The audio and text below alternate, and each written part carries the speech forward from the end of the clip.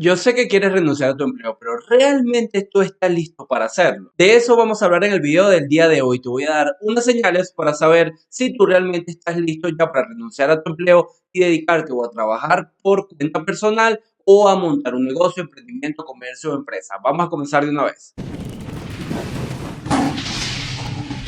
Renunciar a tu empleo no es una decisión sencilla y tienes que evaluarlo siendo muy minucioso porque por lo general las personas lo que hacen es que renuncian cuando se obstinan o cuando ya no pueden más por la carga de trabajo, por el número de horas o porque están realmente cansados.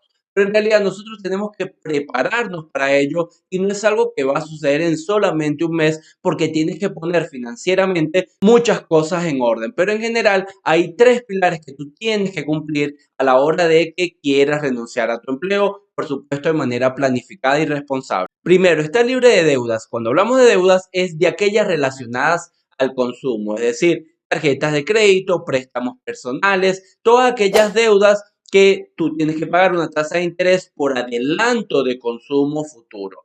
Cuando hablamos de estas deudas, no incluimos ni una hipoteca, es decir, una deuda que hayas contraído para comprar un apartamento, ni una deuda para comprar un auto, porque estas son deudas de largo plazo. Hablamos de las de corto plazo, las de menos de 5 años, que tú estás pagando todos los meses por algo que ya consumiste, las cuotas para sacar la lavadora, para sacar el televisor o el celular que compraste o aquellas tarjetas de crédito para consumo, todo lo que tú tomaste como deudas de corto plazo. Pero es esencial que te liberes de todas estas deudas porque en el momento que tú renuncies a tu trabajo, los primeros meses probablemente te vaya a ser más difícil generar la misma cantidad de ingresos que ya hacías dentro de tu trabajo. Si no tienes deudas agobiantes, si no tienes deudas que realmente te mantengan ocupado el cerebro todo el tiempo, va a ser mucho más fácil poder comenzar tu camino de independencia financiera dedicándote al negocio que te guste o a la forma en la que hayas elegido poder generar ingresos. Segunda señal, tener un fondo de reserva para emergencias. ¿Qué es un fondo de reserva para emergencias? Como bien su nombre lo dice, es un dinero que tú tienes destinado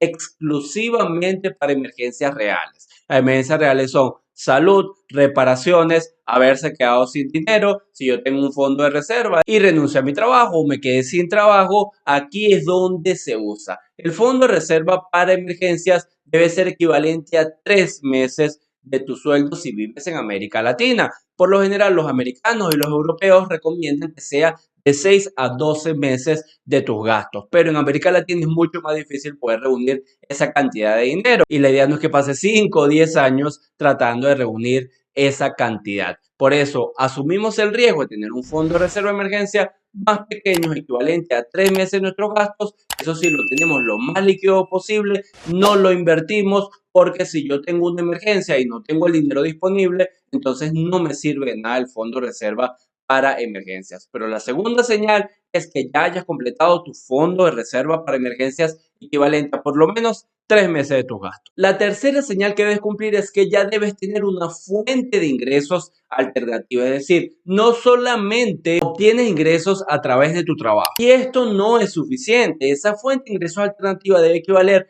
por lo menos al 50% de tus gastos mensuales. Es decir, si mis gastos mensuales son $1000, esta fuente de ingreso alternativa ya debe poder generar de manera estable por lo menos $500.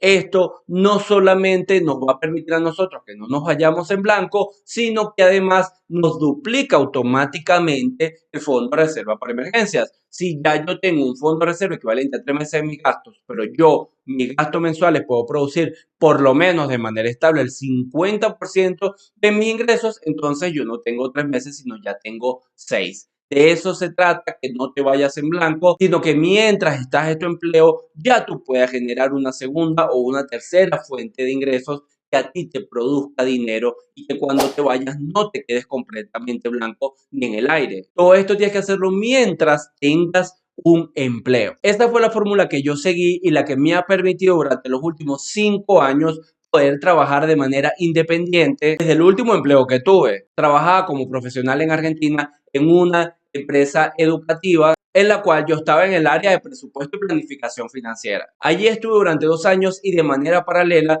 desarrollé varias fuentes de ingresos que me permitieron poder planificar mi renuncia. Yo siempre he sido una persona muy planificada, pero cuando tú trabajas con números, no te puedes ir de la noche a la mañana, no es profesionalmente ético, tú tienes que renunciar con tiempo. Así que ya cuando yo había desarrollado fuentes de ingresos alternativas, que en mi caso personal me cubrían casi el 100% de mis gastos mensuales, no tenía deuda mala, no tenía deudas de tarjetas de crédito ni de préstamos personales y ya tenía mi fondo de reserva. Fui donde mi jefe y le dije que iba a renunciar y que iba a trabajar durante 45 días para que todo se pusiera en orden y yo pudiera irme sin problemas. Fue difícil explicarle a mi jefe que yo estaba en otro país, que yo era una persona migrante y que estaba renunciando sin irme a ninguna otra empresa. Recuerdo que me preguntó que de qué iba a vivir y yo le expliqué que ya tenía fuentes de ingresos desarrolladas que me permitían cubrir la mayor parte de mis gastos. Así que te dejo esta fórmula de 3 sencillos pasos para que tú, si quieres retirarte de tu trabajo, si quieres renunciar,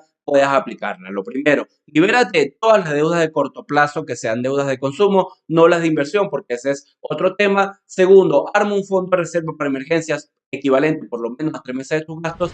Y tercero, desarrolla ingresos alternativos que cubran por lo menos el 50% de tus gastos mensuales. Espero que te haya gustado este video. En mi canal hay más contenido de educación financiera, así que te invito a que me sigas y nos vemos en el siguiente.